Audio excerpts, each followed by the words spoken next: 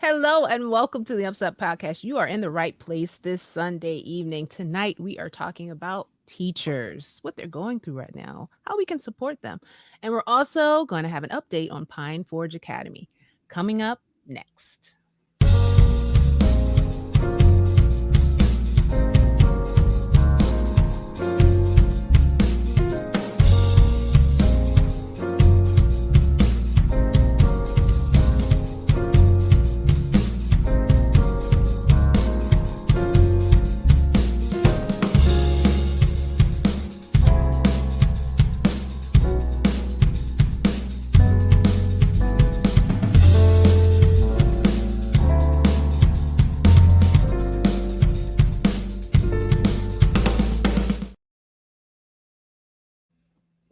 Good evening once again, everybody. That's right. You're here at the UpSet podcast. We're so happy that you tuned in.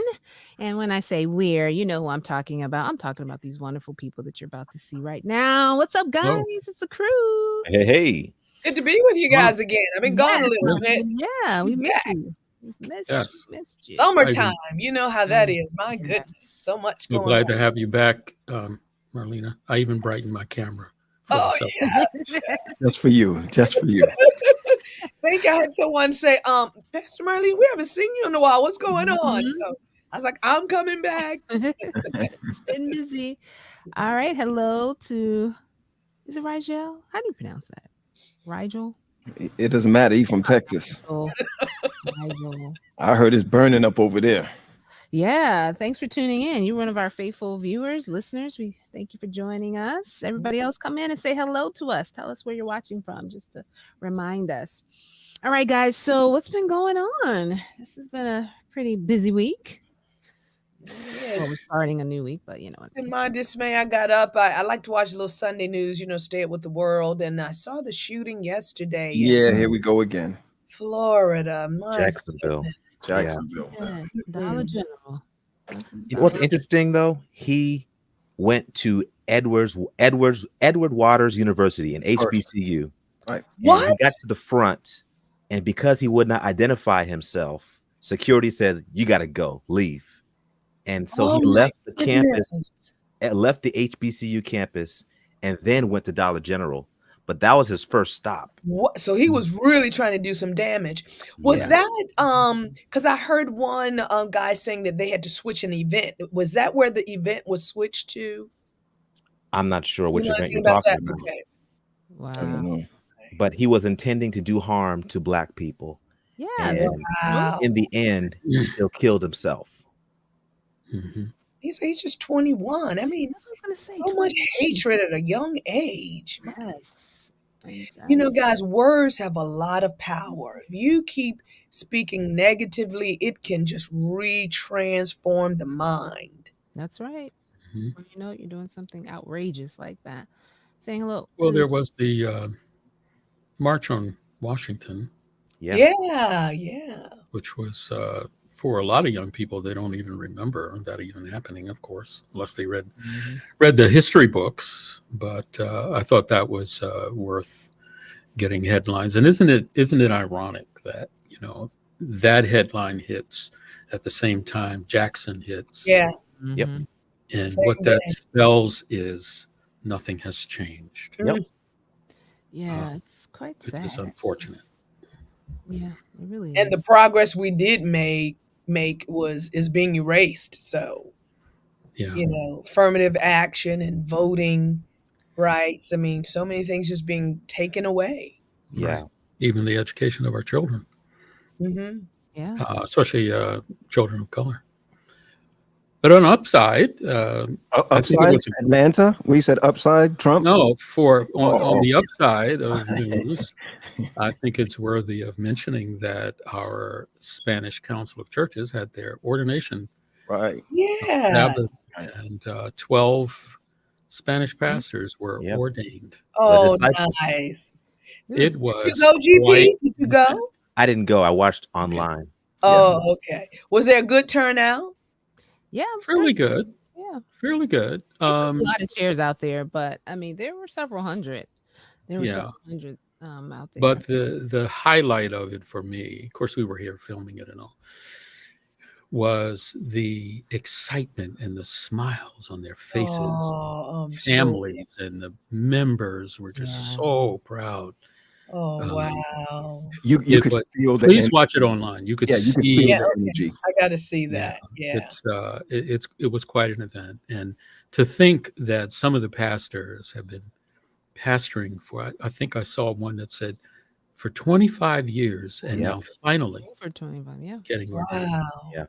yeah. So that was major. I think that was major for our Spanish brothers and sisters in our conference. Yeah, it was history breaking from even the gentleman from the North American division shared that this was the first time something like that had happened in that magnitude. And so we're hoping that this is a catalyst that more and more of our conferences will continue to honor the work and dedication of so many of pastors from various ethnic groups. You know, sometimes you don't realize you just assume certain things, and that's not always the case. And so for them, this was a huge milestone, and they were so happy. I mean, it was palpable, like Charles was saying, to just be amongst them. You know, I felt like I was at like a graduation, or you know, where there was that much energy arms pumping. Wow. Absolutely. You know, applauding. It was just. Was it all in Spanish? It was, but there was translation. Okay. Yeah. Yeah, and it's interesting to hear their testimonies, the pastors' testimonies, and their road to now. Yeah. To know that the Spanish ministries in this church started out, I think, with just 2 or 3 congregations, and what are they up to now? Latasha, I think it's like 20 or 30. Yeah, I mean, wow. They started with a few hundred, like with those few, and now there are thousands of members. I think it's 5,000 plus, and they have grown exponentially. I was about to say they grow. Yeah, they're growing at a faster rate. Our church is growing at a faster rate than many of our other congregations. So kudos to them. Yeah, and you want to officially say congratulations. Yes. Yeah. Did anyone bring out why were they not being ordained before? Why? Oh, that looks like another show. Yeah. That's layered, Marlena. That's kind of a layered. Layers. No, we need to talk about that. Yeah. Marlene, I'm with you. I do think we ought to talk about it. Absolutely. Yeah. And it's I don't know the history on that. They're not good layers, but they're just the reality of the layers. But yeah, I wanted to say hello. We had a lot of people coming in saying hello to us. We had Carmen. Hey, Carmen from DC. Yeah. Carmen. Joseph is back. Seattle, Washington in the house. All right. Hi, Mary. Mary, right. Maryland. There's Havis there. Hey, Mike Williams. Thanks for joining. And Gloria wants to know, where is Tally? Uh-oh. Hold on, let me see. That's the big question mark. Call him right now. Tally's on vacation. He was mirror on the wall, right? For a little while, so he's on vacation for the month of August. But he checks in with us and tells us how great we're doing to keep us motivated. Well, he's relaxing, but it's okay. We miss him too, Tally. Hey, Tiffany saying what's up to us. Hello. Hey, Tiff. And there's Katie. That's Katie Rhodes. Hey, Katie. Yes, hi, Pastor Marlena. Okay. Yeah, what's up with all the Pastor Marlenas? Sharon. Oh, that's my peeps right there. Those are my peeps. Glad to have you back. All right, guys. I know that you had mentioned the Trump thing, but we don't got no. Don't go into it. They say because Pat brought one of his mugshot mugs and probably has it on his desk. Let's make it great again. Let's make it. Oh, I should have turned it the other way. Let's make it great again. Make it great again. Yeah, that's so loud. Somebody stopped me today. Excuse me, what does that red hat mean? I said, no, this is Pathfinder. Not that kind of red hat. Yes, Joseph, you did. I forgot about that. Yes. I'm sorry.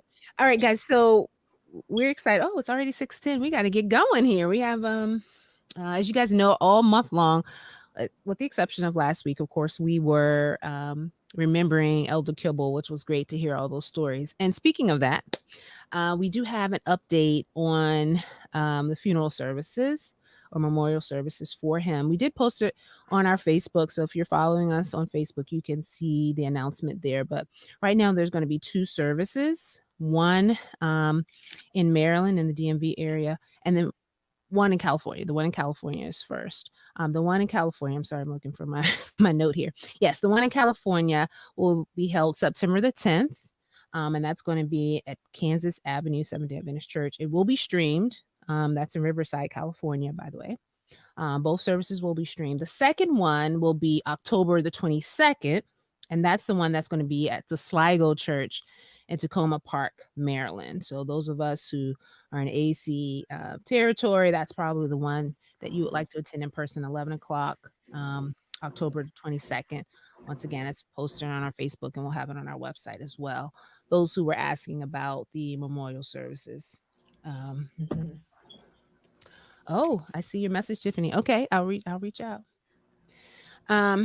So yes, so let's continue to remember the Kibble family in our prayers.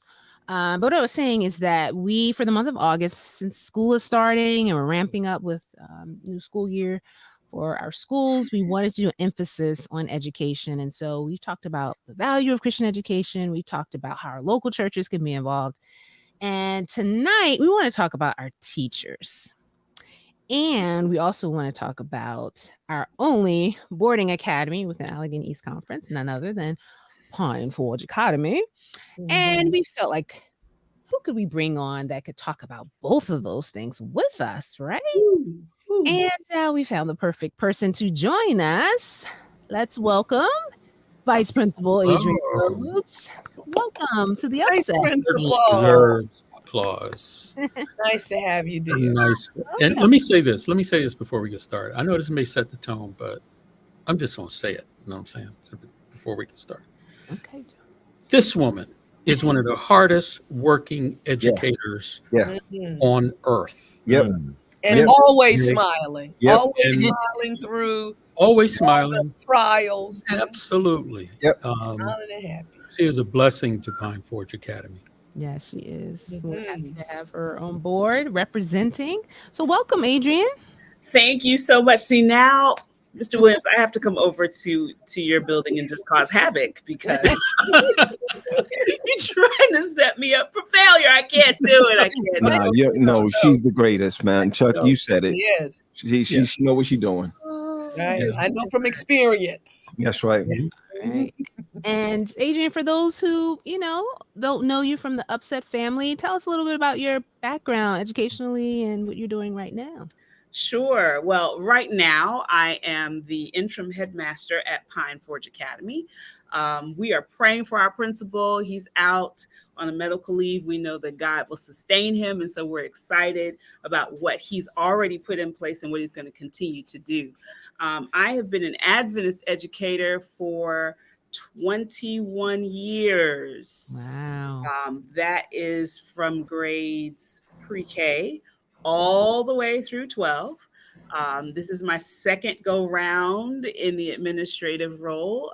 So this is just an exciting moment that I'm spending. It's 21 years in Adventist education, 27 years total. I did do some time outside of our... She said did some time. Prison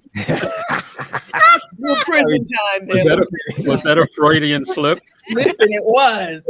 Because I enjoyed my time with the Philistines. Go ahead. I'm just saying. But 27 years total. It's been a blessing. It's been fun. And it's great to be able to be in this seat at this time at my alma mater, Pine Forge. Yes. That's right. There we go. Take it. Oh, and we have someone sharing a little tidbit about you as well. And you're also the daughter of a mom. I am. My mother, Dr. Eunice Rock Warfield, was not only a teacher, she was a superintendent, she was a director of ed, she was my mother, is my mother, and hopefully she won't see me tonight. So it's running all through your veins. Yeah, all juicy in there, up in that thing. Well, awesome. We're happy to have you join us this evening and looking forward to you chiming in about the realities of something, the subject matter that we're going to talk about, as well as give us some updates. But let's start with talking about the realities of teaching right now, 2023, August of 2023. I know last year, guys, remember when we did that show, Where Are All the Teachers? We were talking about the teacher shortages and whatnot. Well, it looks like that's still the case. The teacher shortage continues. There is still an intense struggle to find teachers to fill positions. And this is not just in our parochial schools, but in public schools as well. So I know I looked up a little research about some of the current stats, but one of the not surprising ones, but one of the ones I thought was interesting is that this is particularly high. The shortages are particularly high in schools with predominantly minority children. Have you guys heard that? Which of course, once again, makes me feel like, well, here we are at a disadvantage at something else as well. But so what are you guys hearing? And Adrian, you can talk personally about some of the reasons why this shortage is continuing. You know what I've discovered in my research is that it's much more complex than we think. You know, it's not just, some people say, well, people don't want to be teachers anymore, so they're not going to school. I don't believe that's the whole picture. I believe it's a lot more complex, and I think that society at large has got to approach this problem, because on one hand, there are people who wouldn't mind being educators, but they have hesitations based on the current situation with public versus private schools. There are some potential educators that could be teachers and cannot afford to go to school to get a degree to do it. And that's why some states have been fast tracking individuals who are going into education just to get bodies in classrooms. They're not quite ready, but ready enough to put them in the classrooms. Then there's the support of parents and the support of schools and, money. It's just, it's more complex than, we just don't have enough teachers. There are reasons for it, and Right. there are societal angles to this that I think we all bear some responsibility in. Mm-hmm. And then there's the practical side of financially. I mean, I was reading somewhere where it said a lot of teachers are not pursuing the field, or they're getting out of it because with those cost of living increases that we're all seeing, all experiencing, their current salaries don't even allow them Right. to, break even with what it takes to maintain their own households. And so it's like they're leaving out of the necessity of providing for their families at this point. And then, Tosh, they also pay monies out of their own pocket when they're setting up the school, the classrooms, and they do anything for the kids, it comes out of their own pockets. And here's the thing, Marlene, that's been for years. That's been for decades. It's been for 30, 40 years that they've been doing it. I think there's also a component of a lack of support. Teacher pay is one thing, salaries, and I get that, but if it's not looking, the offering is not there. For them. Now, we're not talking about, even though we're talking about Christian education also, of course, we know that's a calling. We know being a teacher is a calling, period, whether it's public school or whichever. But I look at it a lot when it comes to the lack of support. Yeah, and that support is important. Yes, it is. Because being married to an educator, and an outstanding educator, I may say, I'm going to plug. Let us say that. I'm going to plug. As you know, my wife has more sense on purpose than I have accidentally. So seeing her work behind the scenes and what she has to go through, a lot of out-of-pocket expenses. And that's true. I have something to say about that. I mean, I'll wait and say it later because it's not a very happy statement, but for Adventist education, Adventists need to step it up. Yeah. We need to step it up. Of course, there's the salary challenge, of course, and trying to be comparable, but none of our educators should be buying number 3 pencils or number 2 pencils out their pocket, running down to Walmart. None of that should take place, especially with a church school that is sponsored by a church. We'll talk. It should be churches. Yeah. boy, here we I mean, go. we know teachers are essential, but we do Yes. not value them. You take them for granted, I think. We don't show honor, appreciation to the ones who truly raise up the next generation of professionals and world right. changers. That's right. And we just take them for granted and keep milking them and abusing them. And then we get mad when they get fed up of the foolishness and abuse. And that's part of the issue, because we're not feeling like we're valued. And then our pay does not make us feel valued. And if you're an educator, you don't just work 7 to 3 or 7 to 4. That job, those hours don't end. Right. And we're still maturing and working with children and families. We're still the agent of change in the classroom. And we have a problem because we can't be compensated for that. And we're living by whatever's left. And we don't complain about it because we believe in what we do. We understand that education is a calling. It's a ministry. And so because we understand that, we say, okay, well, we're going to take the hit for the team. But now inflation kicks in, and I may not have gas to put in my car to drive to work. I may not have food in my fridge to feed my family. That's right. I may have decent insurance, but my health care and the stress involved in being an educator can, exasperate some of that. And here I am, running in circles. Yeah, and it's even more extraordinary for academy level educators, especially Pine Forge Academy. I can speak about Pine Forge Academy. I don't know about the others, but it's like you're almost never off. I mean, a boarding academy is a different universe for educators, because some of these educators also have to be on duty for other things. Since my department is on the same campus as Pine Forge Academy, you just see the teachers like always working. They're just always working. And it's amazing. It's amazing. We need to support our teachers across the board, but Pine Forge Academy needs a little extra help, extra prayer. It is not easy to do what they do. Yeah. And if I can add to, I think the whole issue is that people don't support the whole Christian education system, the value of that. So when you don't value the teachers, you don't value what they do, you don't even see the sacrifice, because every Adventist teacher sacrifices so much that we have no idea of unless you live with them or know them. And so people can be around you and not appreciate it.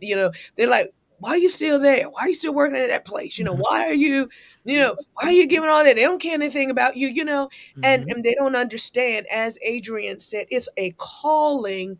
They feel led by God and to do that, because I know my sister is an educator, and the kids love her. Years later, they call her, was I your best student? I mean, they'll say, from high school, college, how she was the best teacher. And I've seen her work, and I'm like, that is a whole lot, 'cause she's a perfectionist. That is a whole lot to give that is underappreciated. And so Vice Principal, I mean, I lift my hat off to you. I know you personally from my son being there, and you guys are tremendous. All of the teachers in Adventist education, I just want to applaud you guys. I know what you go through. I appreciate you. And I want to say online on this UpSet podcast that our children are not angels. No. Some of them, when they leave you, they are not angels. When they get around other kids, they want to, be like their peers and be received. So they give the teachers a hard time. And I think parents have to listen to the school teachers, and because they're around the kids all day, they know what they observe, and we think, not my child, not my child would never, Yeah. and I wanted to highlight some of the comments coming in the chat. One of them from Elaine. She was saying that her cousins are always saying that the salaries for teachers should be a minimum of $100,000 per year. Would that change things, Adrian? You think maybe for some? No. It's a good thought. It's a good thought. It's a great thought. Don't get me wrong. It's the appreciation of it. I mean, I get it. I get it. It's not going to change everything, but at least to be able to say, we appreciate you, that you can get this amount, that you can at least live. 30,000 of that would be spent on school supplies and stuff for children, and then so you can get Chinese food. Supplies. We got to feed them. They come to school with clothes. They come without shoes. I come to school, and yes, I'm at Pine Forge. I'm at a boarding school. It's a different situation, but I had a child that came to school last year and just needed to get her hair done. And so I took her to get her hair done, and it wasn't, Miss Rosewood, I owe you. That's neither here nor there. We're just taking care of a need, because if you're not worried about your hair and about your look, you're going to focus on your right. Well, Adrian, your hair is banging right now. I like it. Go ahead now. We be trying. Sit down. Hey. But you're right. You're right. The caring aspect of that is not even. I like what they put up about 100,000. Yes, but if you still have a heart for teaching, you're still going to sacrifice what you have for those kids. Doesn't matter what it is. So you're still going to sacrifice. And there seems to be in our society an attitude about public servants, educators, firefighters, police are all underpaid. And yet all are in the life-saving business. Yes, education is life-saving. I had a talk with one of my colleagues who is an Adventist educator. Had a long talk about, the importance of education, especially Adventist education. And I said to him, you are in the life-saving business. You are saving those children's lives. He paused for a moment. He said, I never thought about it that way. It's life-saving. It's just as important as a doctor, just as important, as a lawyer, just as important as anything else these young people can grow up to be. But it is life-saving. Educators save lives, not just teach, but save lives. That's right. Amen. We also have a comment from the chat. This is an interesting perspective. I want to know what you guys think about, coming from none other than Ms. Carrie Williams here. Yes, the scholar of our family. This is when we were talking about support, like, sometimes the support for our teachers are not there. So her comment is, most educators are women working with children. They were predominantly men. The support / respect might be different. Gender. What do you guys think about that? I think there's truth to that. So the children would act differently. Yeah, that's why we need more males in the classroom. That's always been a very disproportionate. In fact, what was interesting, I didn't come up in church school. I came up in public school. We had more male teachers than female teachers. And the male teachers we had, if they couldn't handle you, we had non-teaching assistants that looked like sumo wrestlers, and they would take care of you. But we did have a lot of male teachers in our school. I would say 60-40 at that time, but this was, hundreds of years ago. Yeah, that's great. 60-40. That's great. Yeah, here at Pine Forge, we have several male teachers on staff. We have male deans, and there is a difference when those gentlemen come in and handle up. It's a difference when they dress the way professionally they should dress, and then the young men see that. It's different when they walk in and they hold a door. Our young ladies know how they should be treated.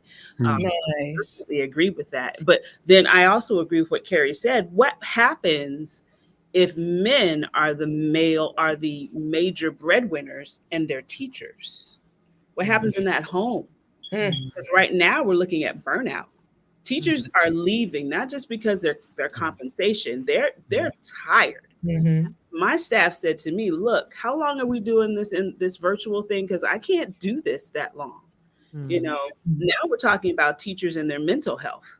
Right. We're talking, I've met so many people from different education companies doing all kinds of work that have said to me, I loved my time teaching, but I was tired. And I just couldn't see continuing when I had nothing coming back. I wasn't getting fed. It was almost as if they were saying to me, I went to church and everybody was doing the right thing, but the sermon didn't touch me. And I was tired of share that sermon. And so I gave up. That's hard. Just to be, I have friends who are in education and they look at me like, why are you still there? You can be doing so many other things. Right. But that's a piece. When we start looking at who's the major breadwinner, how's that coming home? What's happening to these teachers? Why are they running away? I'm in a group right now of North American Division teachers that are working on a program that will create a pipeline for college students to come back to education. Because we are at a shortage. We're at a shortage right now at Pine Forge. And where am I going to find teachers? Because the colleges are saying to me, I'm sorry, we didn't have that many graduates this year. Wow. Snatched just like that. I talked to Southwestern, I talked to Oakwood, Washington Adventist, Walla Walla, Andrews. They all said the same thing. We didn't have that many, and what we had ran. Yeah. So now what do we do? Wow. Because they're in this pot, and so many schools need these few, and so by the time you get to them, they've already been swallowed up. And that goes to a question that Anthony Daniels had. Do we know what is in the pipeline for education majors in our colleges and universities, which you just mentioned? Are there incentives for students in our colleges and universities to go into the education field? I can say this. Okay. The group I was talking about, there is a group of educators that have created an pre-education club for academy students, which provides them with opportunity to shadow a teacher, do some tutoring, and they're getting paid for it. So it's going on that school bill, which is always good when you're talking the expense of education. And they're only offering it to like 8 to 12 students per school.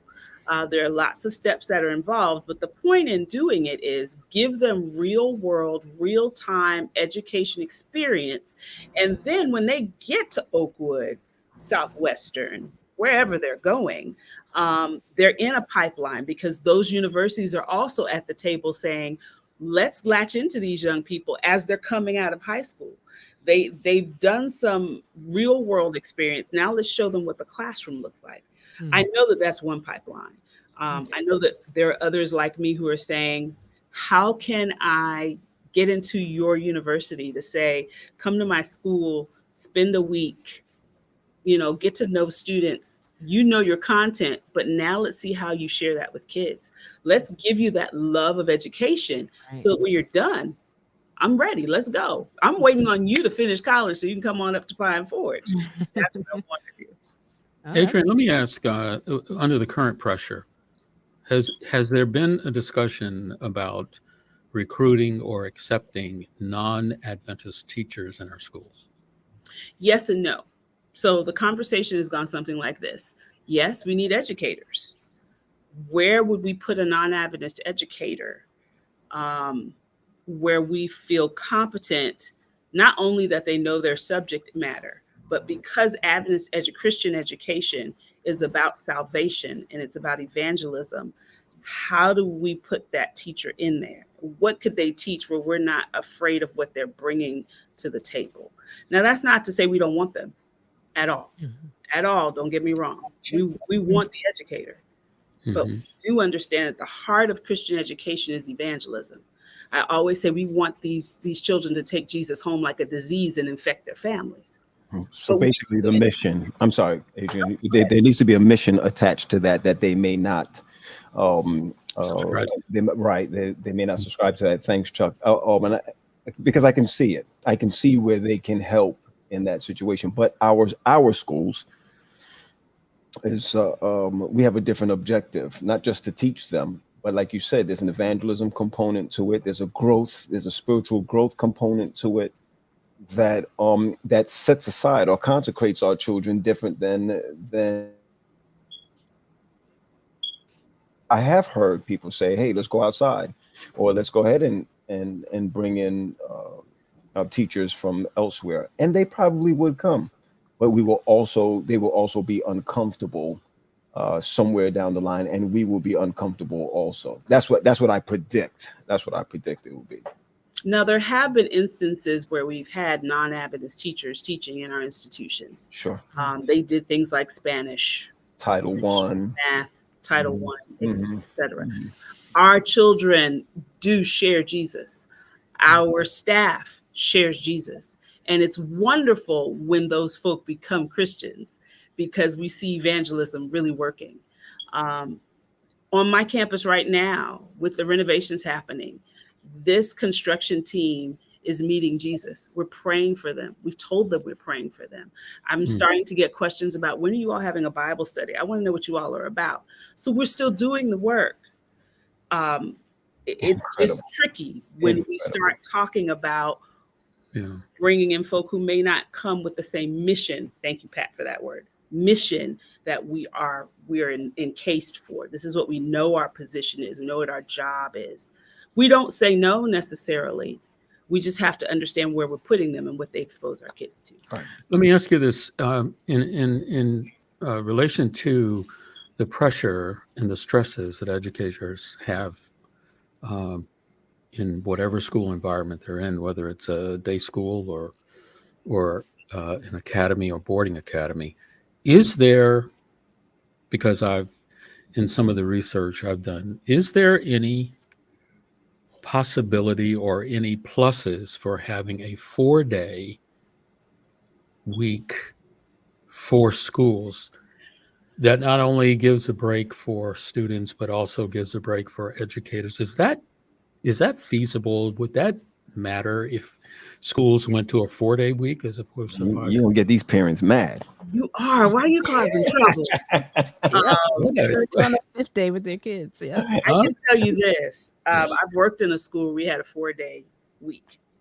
And Friday, if the students, so it was a K-12 program. Students from grades K to 8 came all 5 days. They had school, they had whatever. Grades 9 through 12 did the 4-day.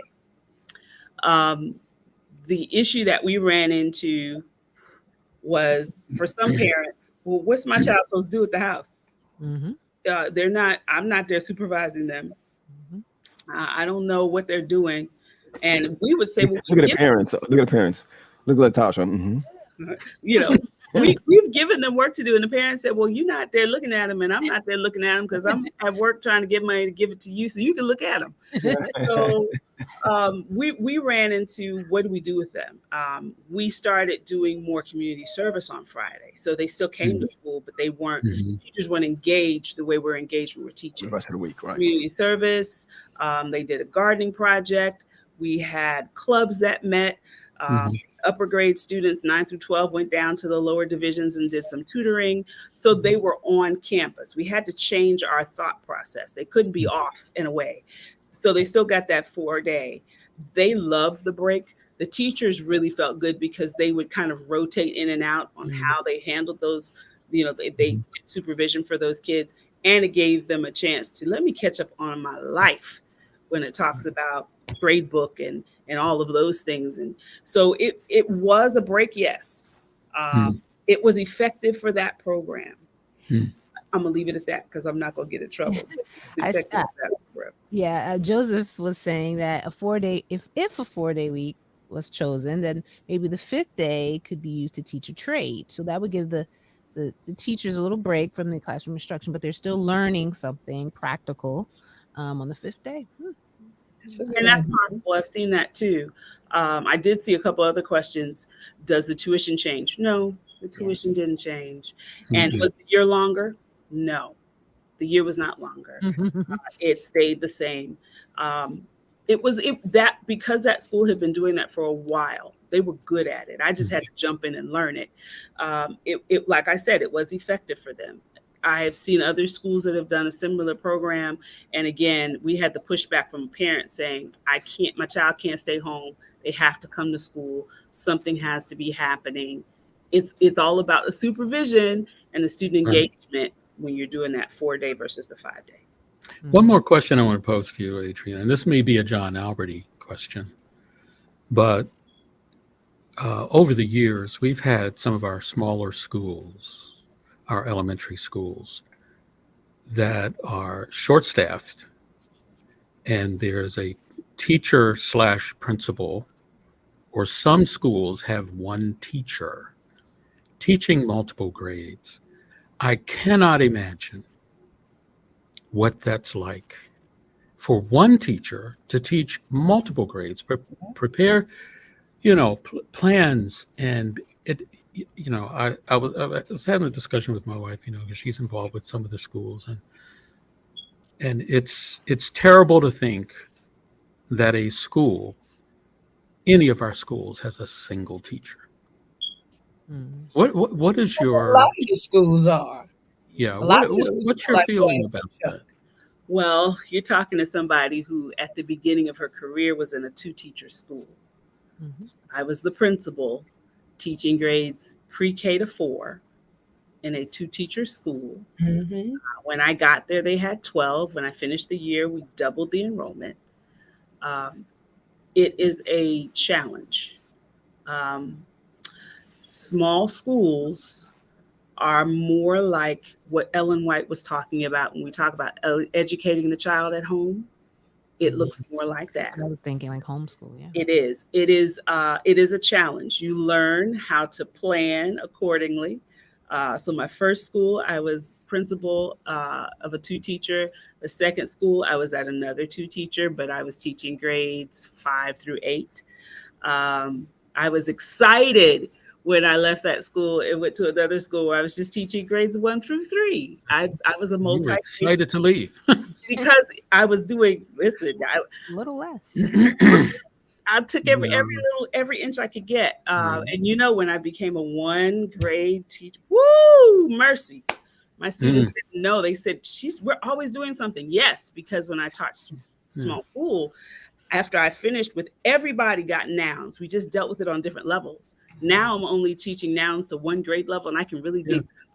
How effective did you feel you were? Did you feel you were effective? I know you're an extremely talented educator, but sometimes folk will paint a red S on your chest and just let you go, not understanding the challenge. How did you really feel at the end of the day you were effective doing multiple grades? The first semester of the first school, I didn't feel effective at all. I didn't, because I was scrambling. I had come from teaching a 35 room full of 35 students in 2nd grade, ESL, which I thought was a challenge in public school, and went to teaching in our schools. And I had 10 students, grades K through 4.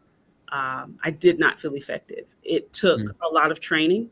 And I'm grateful again for my mother, the educator that she was. She was my superintendent. She sent me to a small school workshop, and I learned how to do it. And then I had a lot of mentor teachers. And that's the other piece. We had some great teachers in that conference that came to my school and sat with me and said, let's walk you through this. And then mentored me through that first year. And by the time I got to the next school, I was rocking and rolling that thing. I knew how it worked. I knew what it looked like. Right. I love that mentorship thing. You're still rocking and rolling. She is. That mentorship thing reminds me of the word that we had before, support. Yeah. Here we go again. Once you have, the battle is always going to be tough, but it's great when you have support with you. At least you're not in that battle alone. Not only when it comes to administrators, but also for parents to fight with you. So I get it. And too, it made me think about like those who are studying education. I'm not sure if the curriculum, if there's an emphasis on multi-level teaching. Is there? Okay, so they do have classes that teach you how to teach multiple grades. Okay, because I was wondering about that. I was listening in a curriculum meeting, and they're sharing some concepts, and someone asked, well, how does this translate for a multi-grade classroom?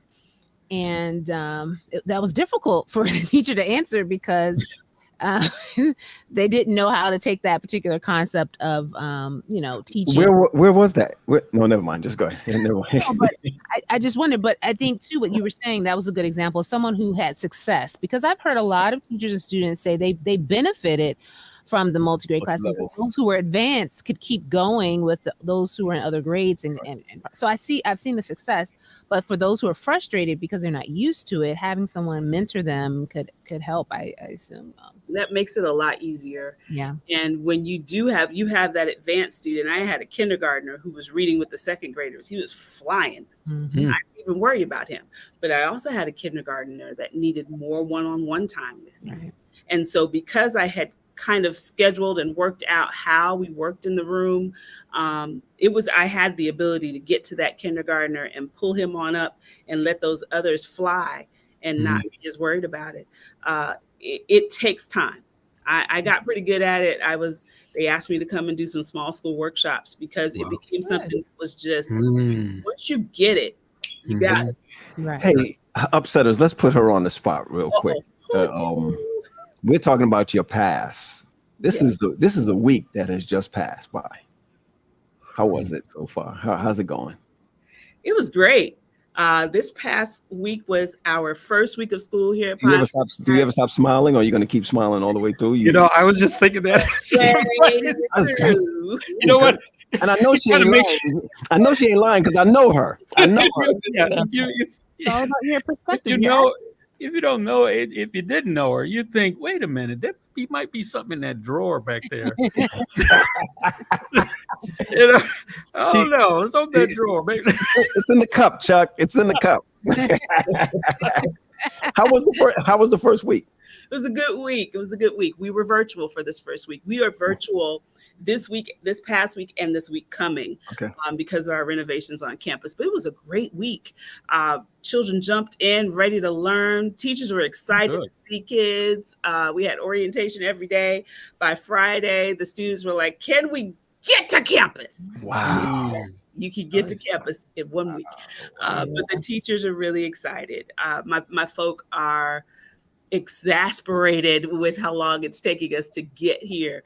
But we had 104 students who were online on Friday, and in fact, on Friday, we had orientation every day at about 10:15. So Friday, we decided to end the week together with a spiritual message from our chaplain. And I asked the students to get on. Everybody jump on real quick and show your face, because I know that you're sitting in classes with your grade level, but you're not seeing your friends across. Right. Good stuff. So it was great to see them all jump on, and they're laughing and poking and texting each other and sending pictures. So it was a good week. I don't fight it. I'll take it. I'll take it this week. I have no choice, but I'm ready.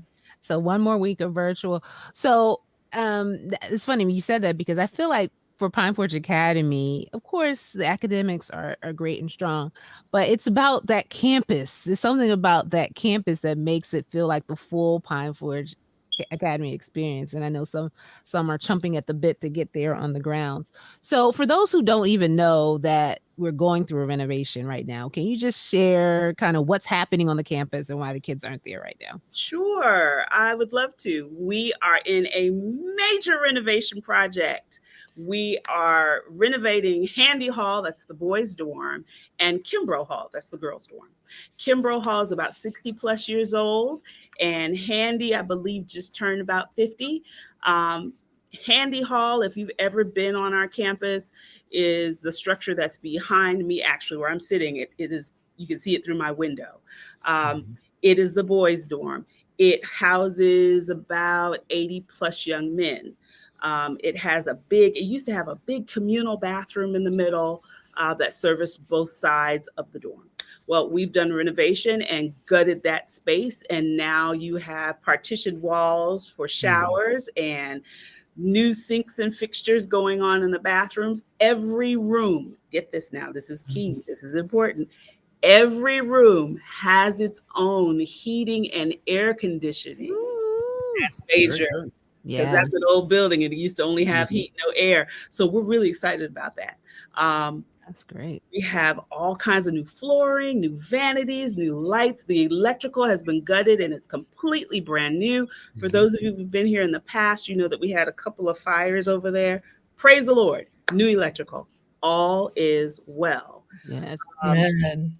On the Kimbrough Hall side, Kimbrough is about 60 years old. Kimbrough is having a completely new bathroom done, and each girl's room is being redone. New flooring, new walls, new paint, new vanities, lights, etc. This is what's major for what's happening in Kimbrough Hall. So Kimbrough is 60 plus, which means Kimbrough had some asbestos in the tiles. They're little 1-by-1 tiles in it. Listen, I've learned a lot this summer sitting in construction meetings. Sure. 1-by-1 tiles that had asbestos in them. Now, of course, as the years have progressed, we floated 2x2s on top of that. We put linoleum on top of that. We floated something else on top of that. There's some cement down there. Finally, all of that's done. The abatement has been completed. All of that old tile is out. And this week, praise the Lord, we're hoping that we'll be pouring new cement floors. New framing will go up for what's happening in Kimbrough Hall. So we're really excited. We have some other spaces that are being renovated on campus as well. We're putting a new floor in at North Hall. Those of you who were here several years ago, we did a renovation over there. There's a problem with the floor. We had some funny smells going on. Realize there's some mold down there. Floor up. Right now it's cement, but it'll have new flooring very soon. So we're moving.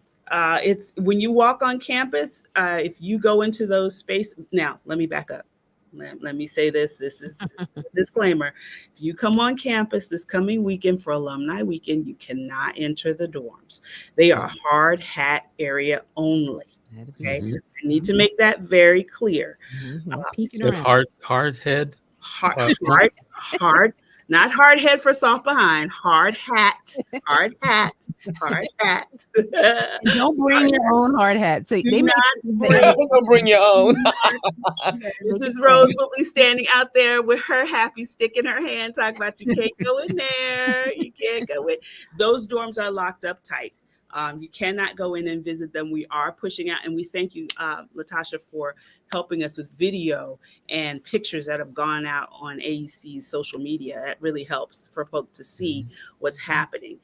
If you go into Handy Hall any day now, every couple of days, something's changing. They're really moving quickly over there.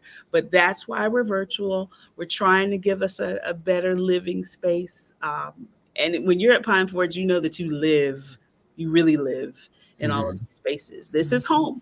And so that's where we are. This is exciting. We're hoping to come back and get some more footage because I've been hearing that since we were last there, it's like you said, totally different. So totally different. We hope to be able to get in there soon. So this month, guys, we've been doing Adopt a School and sharing ways that you can help schools. And so, of course, this is going to be one of the ways you can help Pine Forge Academy. So I'll share that information towards the end, how you can donate to this project, because this isn't just a little small project. This is some big change here. We're talking it's millions. A lot of money. We're talking millions. Okay. So every little bit helps. So and every lot of bit helps. Stop saying little bit, because some of us out there have a lot of bit we can donate to this. So we'll share that information. Hold on 1 second. Marlene, talk. Answer your phone. God, they said it was 6 million. I know you got about 2 on you. And where would I have that back? So before we get to the next segment, there was a question by Anthony Daniels that I would love for Principal Rhodes to answer and address. Over your 20 plus years in education, have parents changed? If so, how? Good stuff. You're trying to get me in trouble. Get in trouble. Tell the truth. We know it. So when I started my career, I started with little bitties. I was a daycare director when my oldest son was about 4 or 5 months old. He is now 27. I saw parents who were helicopter parents. I could tell them that their child could do nothing wrong, and they called me about everything. And even as I moved up into high school, I still had those helicopter parents. Then I had some parents who I just wanted that baby to have breakfast that morning. That's all I wanted. I just wanted them to have some food, and I learned that in public school. I understood why kids beat me at school, because they were there to get breakfast. Right. And then I had parents that were just great supporters. They were phenomenal. I loved them. They would come in my classroom. Miss Rose, you got some stuff that needs copied. I'll go copy it while you keep teaching. Or you want me to sit with these and read with these while you do that over there. I was spoiled in elementary school because I had those parents. Then I got to high school and they said, that's a grown kid over there. He's Zion.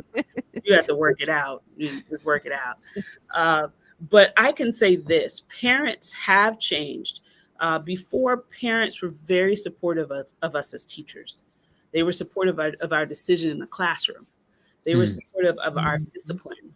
They were supportive of, because they knew that whatever we were doing for their child's best interest. That's kind of changed. Now, I won't say that they've changed completely. There are still parents out there who are very supportive. And I can say that about my Pine Forge parents. They are very, very supportive. But there are still some that say, well, you know, if you told my son X, Y, and Z, he wouldn't have done that. And I can't respond because I can't go to jail. So I just said, okay. And then there's some parents who say, well, I understand where you're coming from. I understand what you're dealing with, but you don't know Johnny. Johnny really can do more. Okay. That's true. I agree with you wholeheartedly. He just doesn't want to do more. So we have the supportive parent that we love, but we're starting to grow more of these parents that allow their children to run their homes. Mercy. Wow. But their children learn. And I can say this about Pine Forge. Your child's going to exit and at least be able to manage themselves. They're going to learn about their relationship with Jesus, and they will learn to accept it for themselves. Now, if you do the work that I do at school at home, we can work together to get this child where he needs to be.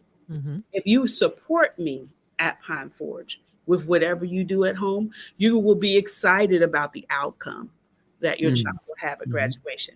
But even if you don't, the Lord is here and he's going to change lives. And that's why I still do what I do, because he's given me the opportunity to get in there hand in hand and help change those lives. So do parents change? Yes. Are teachers perfect? No. But we're all human and we're all asking the Lord to help us out. Adrian, what would you say in helping our church to understand, our church meaning the members in the pews? How can we encourage our churches to be more supportive? Now, I know financially, some churches do, you may have a fund or whatever, but I'm saying really getting involved, not just on the academy level, but we have a lot of schools that are either attached or not attached to churches. But there just seems to be out of sight, out of mind mentality for a lot of our church members. They don't see the church school. They don't have a church school. And the last thing they're thinking about is supporting Christian education because they don't see it. What, in your opinion, what can we do to encourage our church members to be more Adventist Christian education oriented, whether they have a child in school or not? I think that comes from leadership. It comes from consistency in your leadership. Your leadership has to take the position that education is evangelism. So just as they prepare for their spring and their winter efforts and their summer efforts, they must also prepare for education and the effort of evangelism within the schoolhouse, which means I went to a church several years ago that didn't have a school connected to it. We were not a part of a constituency. We didn't have a lot of students who went to church school. We didn't have a school in our grounds, but our pastor said the school in town needs help. Mm-hmm. And he invited the school to come over and do special music. The principal came over and said a few words. He invited students to come be a part of the usher group, the Pathfinders, you name it, those kids were involved. Our church members went over and started a Pathfinder group with the children at the school. So it's really about leadership reaching out and saying, how can we work with you? How can we partner with you? Because Adventist education is evangelism. If they see it that way, it's a two-way street. It's not going to be an issue at all.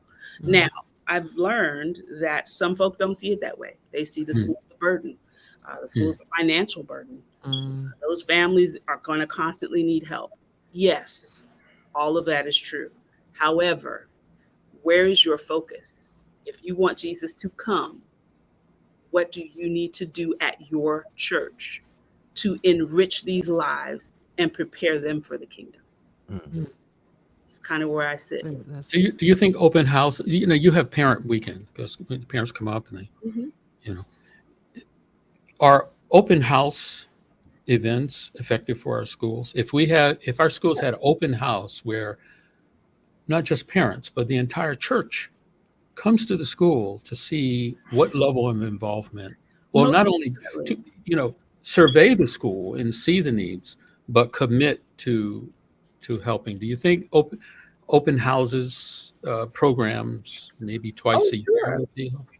Most definitely. One of the things that keeps us flowing is Parents Weekend, because we have parents who bring family or people who they just want to experience the academy, and they come for Parents Weekend.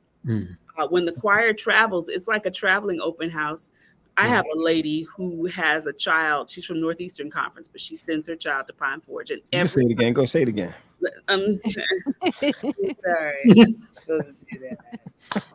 You see how Pat's trying to get me fired? No, but listen, great.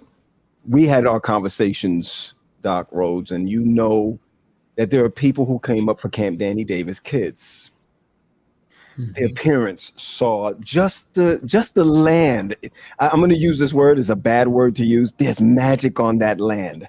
There's a blessing on that land, and I really mean that. When they see the campus, they're like, "What is this? Yeah. What is this place?" Yeah. And I think it was 4 families. We talked about it already this summer that said, "I want my child to go here." And we've gotten 3 of those 4. There we go. Awesome. Wow.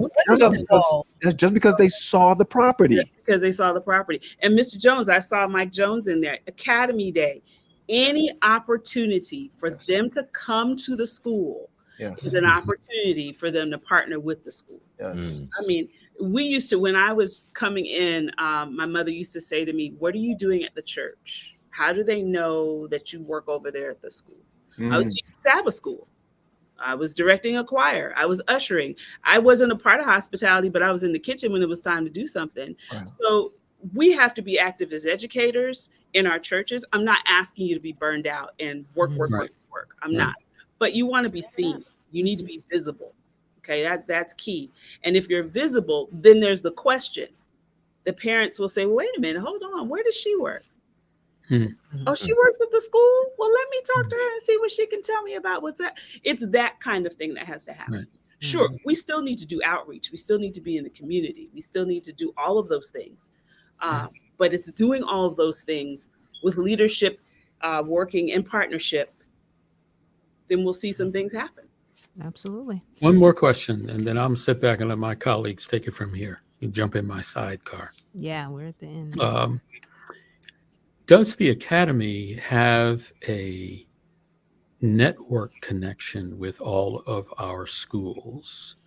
Our great early grade schools. Is there any kind of network connection and communication with those schools to market and increase public relations in preparing those students to go to Pine Forge? So we are building that.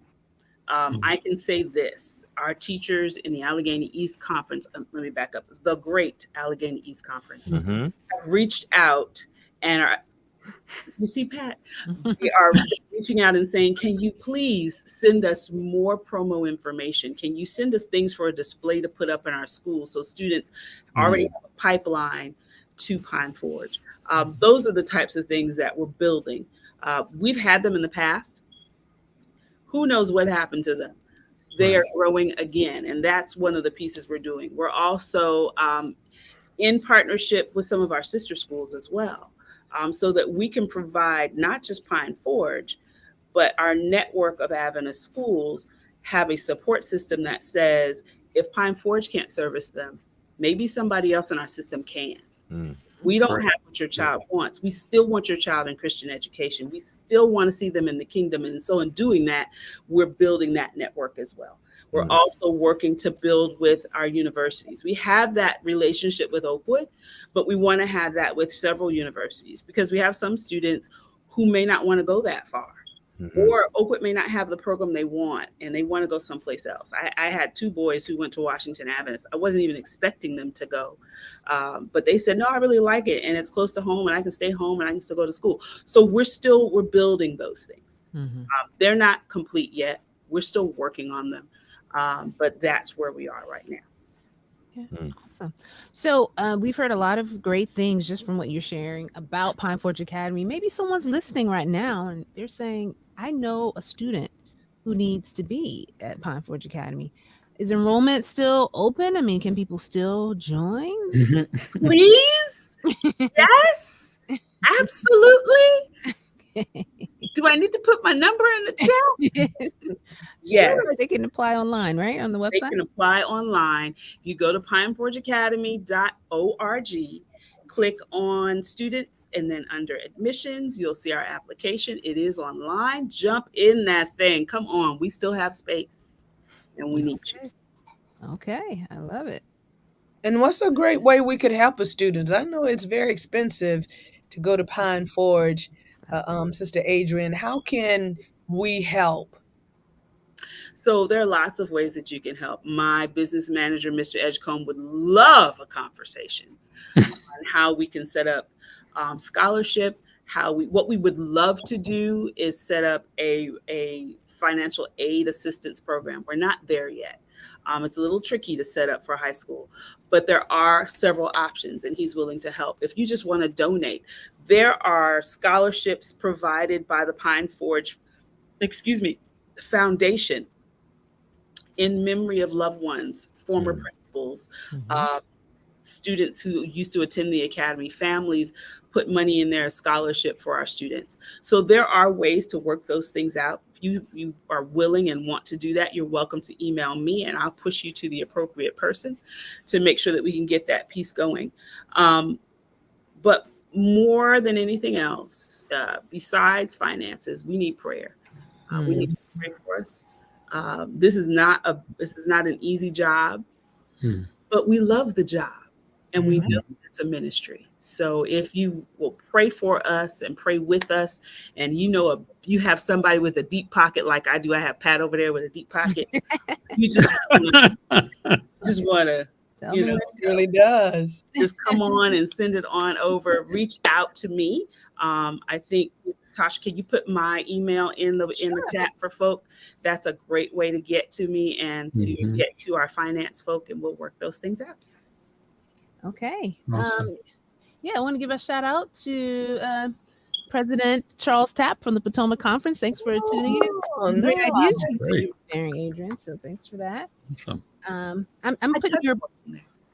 My cousin works in that conference. My cousin Fred Warfield. That's right, Fred. That's your cousin. My cousin and my brother, my baby brother. I can say it. He's not here. Yeah, baby brother. That's right. He at the big church. Yo. This is awesome. So I know we're coming to an end. I feel like anytime we talk about education, guys, it could be 2-3 hour show because it's so crucial. And especially when we have guests as dedicated as Adrian on, it's like, you just love hearing about it. And we're always trying to strategize how we can help. And so one of the things we started was Adopt a School this month. So we were putting out all the needs of our schools. let me just find my screen here. Yeah, all of the needs of our school, even though the school year is underway for most of our schools at this point, the needs remain probably throughout the school year. And so if you go to visit aac.org/upset, you'll get a chance to see all of the I'm sorry, I'm looking for my time. All of the wish lists from all of our schools. And of course, I shared that for Pine Forge Academy and the ability to donate to the donation to the renovation project. Many of you have asked about that. There's a link right on there. So if you go to that page, you'll see how to donate to all of our schools. I did see in the chat too how someone was saying, can they adopt a student at Pine Forge Academy? Because you were talking about how you got a haircut for someone. Maybe someone else wants to be able to do that. And so once again, if that's something you're interested in doing personally, we put Adrian's information there in the chat, so you can email her if you want to adopt a student, maybe provide a haircut for someone one day, or provide some toiletries or something of that nature. You can do that. So once again, if you go to this page, you'll see all of the wish lists from our schools who submitted them. We also have the Pine Forge Academy, the dorm renovation project there. You can go right to the button and donate. And so please, we don't want to just talk about education and talk about supporting. We want us to be really intentional about adopting a school throughout the school year. Maybe once a month, send the school something from their wish list. Once a month, commit to donating to the renovation project. We really need the support of everyone. We believe that this education is evangelism, as Adrian was pointing out, and we want to be a part of the evangelism that's happening in our schools every day. 4 5 days a week, and Pine Forge 7 days a week. So please check out that site, visit ac.org/upset, so you can donate to a school of your choice. Can I ask Adrian a question? Okay. I'm sorry. Go ahead. I'm sorry, just real quick, Chuck. Is there a way, because many of us visit Adventist Giving all the time, can we give to the schools via that? Adventist That the only thing about that is usually that's a pot, a big pot that then has to be disseminated. Sometimes it gets to them faster. I don't know. It gets to them faster when you go directly through the way the school is collecting the funds. But for Pine Forge Academy, that's a slight exception. You can give to the renovation project through Adventist Giving, but not to the other individual schools. You can give to Pine Forge because there is a line item for Pine Forge Academy currently in Adventist Giving. So I wanted to ask Adrian, is it I'm just thinking of ideas in which individual members can contribute, especially directly to the students. Would the school accept cash cards for the students? Of course we would. Okay. So if a church, of course, giving to the school proper, but if the church, say, raised a couple of $100 with just cash cards, could send those cards to the school and give them to the students as they need, because I'm sure, it's a stretch for them to be there in the first place financially for a lot of families. But I think it would be great if these kids had access to cash cards where they can get toiletries when they go on little shopping, little extra things that they can have. So is that something that we could encourage our membership to do? Oh, most definitely, especially when we do mall trips and Walmart trips, Target trips. That would help students who are going to take their last little bit and get what they can. So that's good. Okay, Tiffany mentioned possibly sending like a box of goodies to dorm room numbers.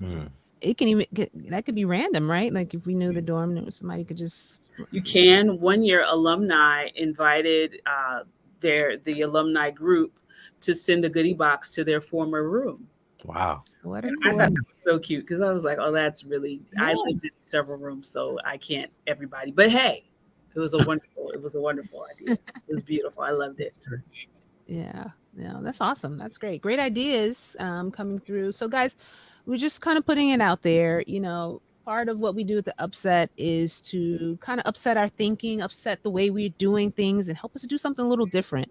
And we're hoping that this month you will partner with us. Once again, our merch, anybody who purchases our merch, also on our UpSet page, we are going to use some of those funds to donate to one of our schools, something from there. We hope to be able to do that each month, donate to a different school. So you can help us as you purchase the merch. We take those funds that we raise and we give back to those causes as well. So we appreciate your support with that. Once again, Adrian, thank you so much for joining us, taking time out of your busy. Busy. Thank you for what you're doing. Thank you for operating with excellence. Thank you for being a great representation of what Allegheny East Conference education looks like. We applaud you, and we're here to support you in every way that we can. Well, we Can I also add that as we try to get folk to adopt a school, how about adopting a teacher? I was thinking that too. Yep. Oh, that would be nice. Yeah. Oh, That's yeah. a nice idea. Because they need some care as well. They do. Absolutely. I like that. Listen, there's so many opportunities for us to give, right, guys? So let's find the one that speaks to you and just do it. Let's just do it. Let's commit to doing that this month. All right, guys. We thank you so much for joining us for yet another UpSet podcast. Because when it's Sunday, it's the UpSet podcast. Yes, the UpSet podcast. So thank you guys for tuning in. Don't forget to support our schools. Don't forget to check out the website so you can see how to do that and to purchase some of our merch. Visit aac.org/UpSet. Thank you for tuning in once again. And everyone have a blessed and fabulous week. Yes, we will see you back here next time. Same time, same place. Bye, guys. Take care.